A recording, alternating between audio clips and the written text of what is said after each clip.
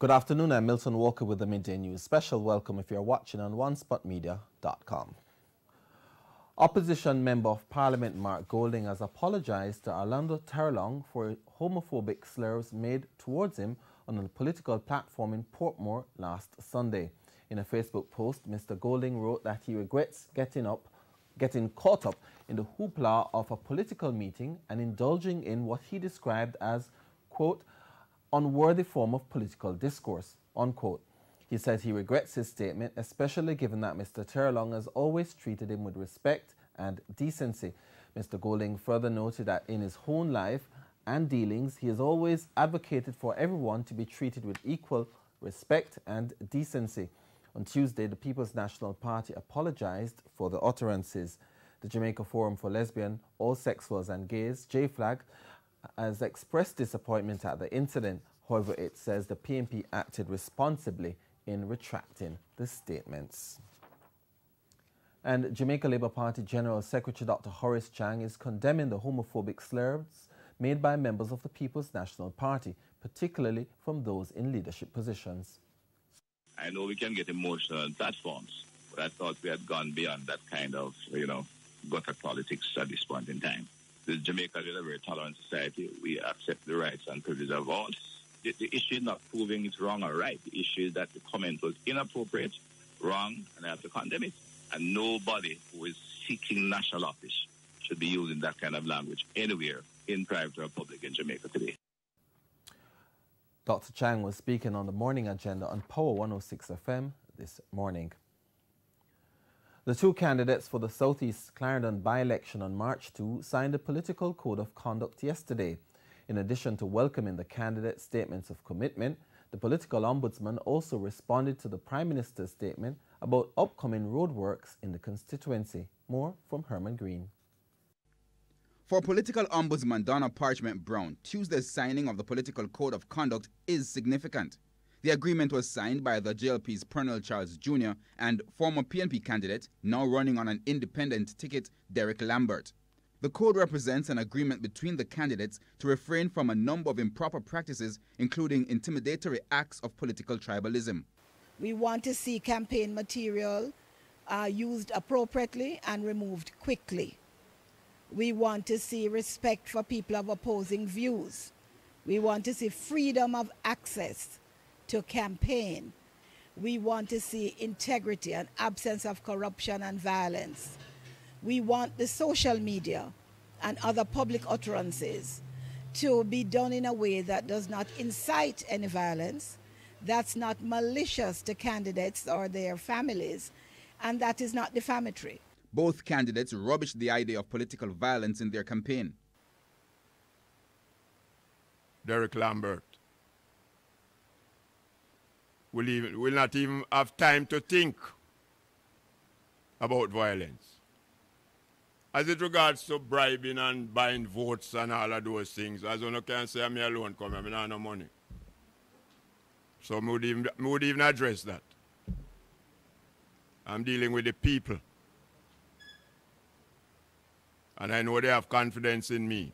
I will do whatever is necessary, and I know that Mr. Lambert will do so as well, to maintain the respect in this campaign and maintain the focus on issues. The Office of the Political Ombudsman oversees the campaigning procedures, investigating complaints of breaches of code of conduct or law, including improper use of public funds. With reference to the planned road work for the constituency, Mrs. Parchment Brown addressed the Prime Minister's recent announcement. Road work we consider to fall into the category of vote buying or bribery by providing a benefit to the public in furtherance of a political aim. So I'm very pleased to hear the Prime Minister say no such thing will go on in Clarendon Southeastern in the by-election for that wonderful set of people who reside there. Jessica Alpart says residents living near its refinery and affected by dust from the mud lake will be compensated by Friday. The management of the Bauxite Company in St. Elizabeth met with residents following a protest yesterday morning. Residents complained that they had not been paid the agreed amount. They lit a fire in the roadway, forcing the intervention of the police.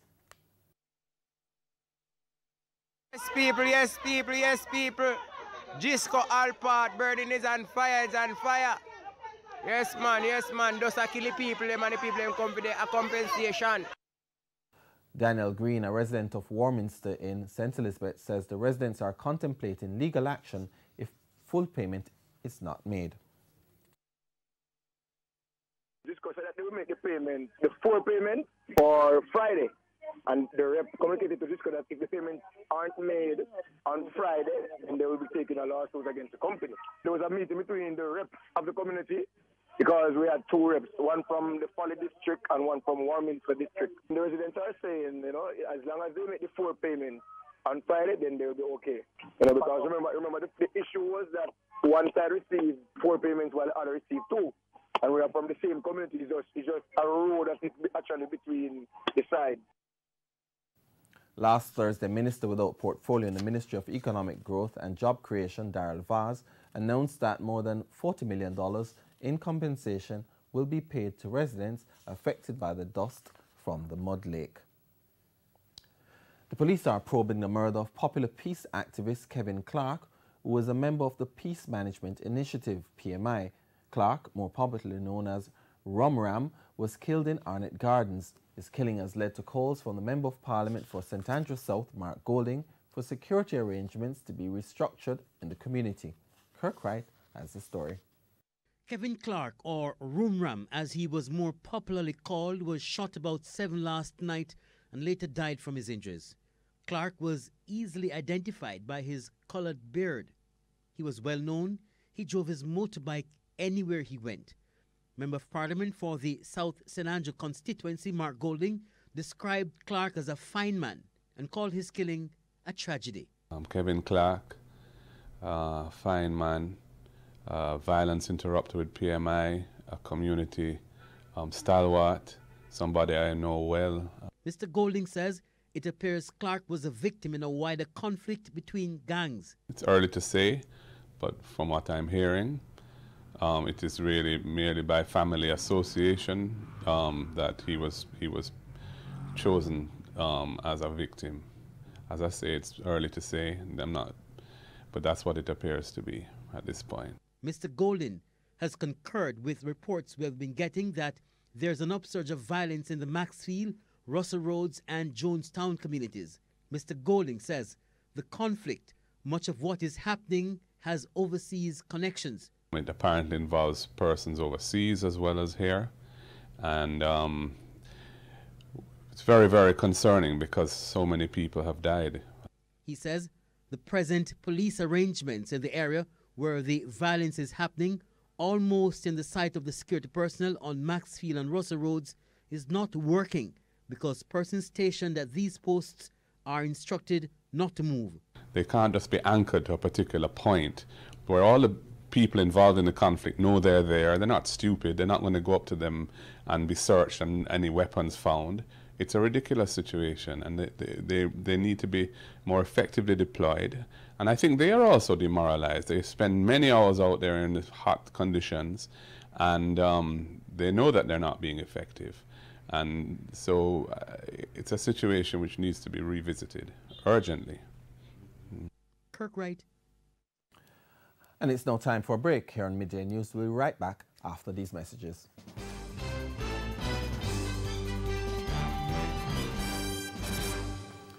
Welcome back. Continuing the news.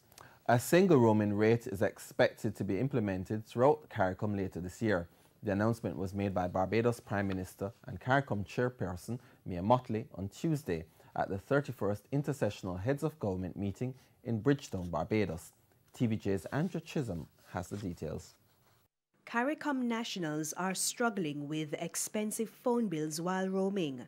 To find a solution, a CARICOM team led by Grenada's Prime Minister Dr. Keith Mitchell met with telecoms service providers throughout the region. CARICOM Chairman Mia Mottley made the announcement. To shortly announce a modest fixed single CARICOM roaming rate for all CARICOM nationals to cover the cost of data for popular social media platforms, including those that offer messaging and calls.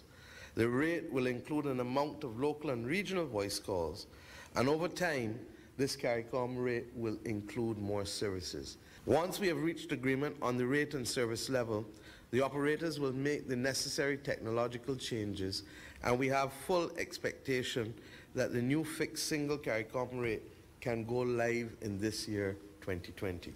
To fix transportation challenges, Ms. Motley said LIAT has a new board which will look at affordable airfares throughout the region. In the meantime, the CARICOM chairman is reiterating calls for the organization to fix its governance issues by implementing documented plans. And to come once again to us with a modality that can allow a more effective implementation of the decisions of heads of government, particularly as it relates to the CARICOM single market and single economy. She reminded CARICOM nationals that the community is one of the most successful in the 20th century and everything should be done to protect it. To nurture it and not to allow for any kind of political or diplomatic embolism to threaten its existence. I trust and pray that we come to this moment, therefore, conscious that as family, nothing can separate us and no one shall get in between us. Ms. Motley recently stated that the January invitation of only 6 CARICOM countries to high-level talks with the U.S. Secretary of State Mike Pompeo in Jamaica was an attempt to divide the region. Mr. Pompeo and Jamaica's Prime Minister Andrew Holness have rejected that assertion. Mr. Holness has cancelled his trip to the CARICOM intersessional meeting, citing pressing national matters including the budget debate and to ensure the constitutional composition of the cabinet. Andrea Chisholm, TVJ News. Councillor for the Guys Hill Division in St. Catherine, Leroy Dunn, is seeking answers from the Public Health Department. Mr. Dunn is raising questions after the post office, which was ordered closed last year, reopened, prompting the threat of prosecution from the Public Health Department.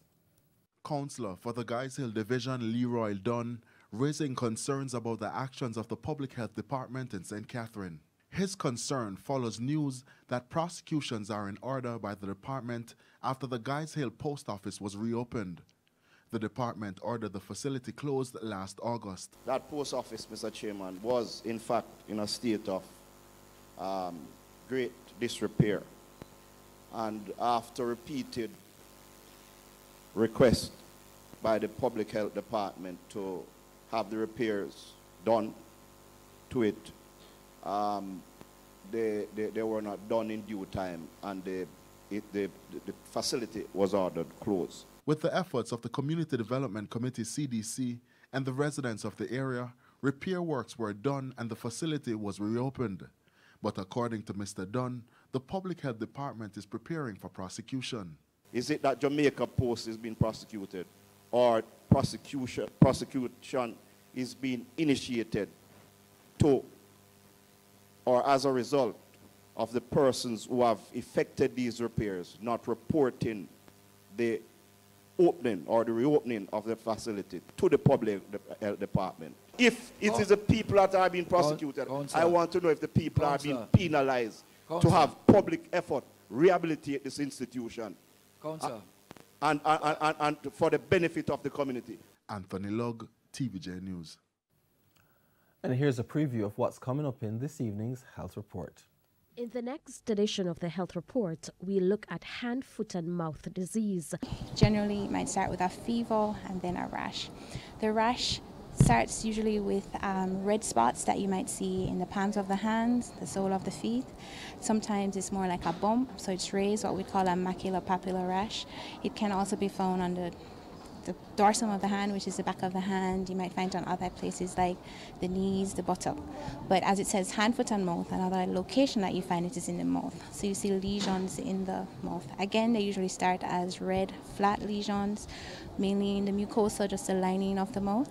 And then you have what would look like ulcers. That's the Health Report this evening in Primetime News. And now for today's Healthy Living tip. Do not take aspirin or other pills containing aspirin. Avoid acidic fluids like orange juice as they may irritate sores in the mouth. And seek medical attention if your child has fever for more than 24 hours or your child develops any signs or symptoms of dehydration. In news overseas, passengers on board the Diamond Princess cruise ship who have tested negative for the novel coronavirus began disembarking this morning. Japan has been heavily criticized over its handling of the outbreak, with mounting evidence from infectious disease experts saying passengers could unknowingly be carrying the virus back to their communities. One Japanese health expert who visited the Diamond Princess at the port in Yokohama said the situation on board was completely chaotic. U.S. officials said moves to contain the virus may not have been sufficient. At least 542 passengers and crew on the Diamond Princess have so far been infected by the COVID-19 virus, the biggest cluster outside mainland China. The ship was carrying 3,700 persons in total. In sports, team manager Roy Simpson is assuring Reggae Boy striker Darren Mattox, who is facing legal troubles in the United States, that he has the support of the Jamaica Football Federation. Denise Walters reports. Team manager of the Reggae Boys, Roy Simpson, is pledging the support of the Jamaica Football Federation to embattle the striker Darren Mattox. Mattox has been charged on one count of making a false, fraudulent or incomplete insurance claim and another count of theft by deception in the United States. Speaking on Hits 92 FM's The Sports Grill on Monday, Simpson revealed that he has spoken to the striker and has offered the Federation's help should he need it. When I spoke with him too, he was quite, private with it. I didn't press him. I just reached out to him and let him understand that the entire nation is aware of what has happened. Mm-hmm. And as I said, if he needs our support in any way or form that he thinks we are capable of executing, we will assist. As to whether Mattox will be a part of the future national setup if found guilty, Simpson said it's important to wait on the verdict before any decision can be made. I wouldn't want to preempt the verdict, mm-hmm.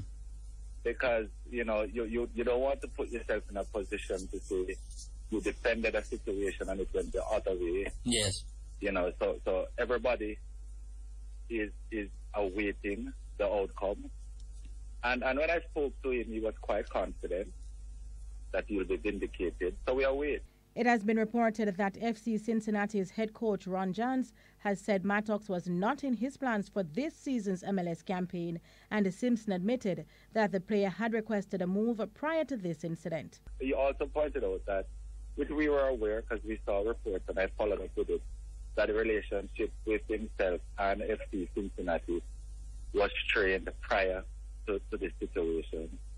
So it's a fact that he has asked to be traded, and this situation kind of put a hurdle in his way. Hopefully he can get through it and then start playing again. Mattox, who has been slapped with 2 felonies in the state of Pennsylvania, returns to court on February 27 for arraignment, whereby he will be formally advised of the charges against him.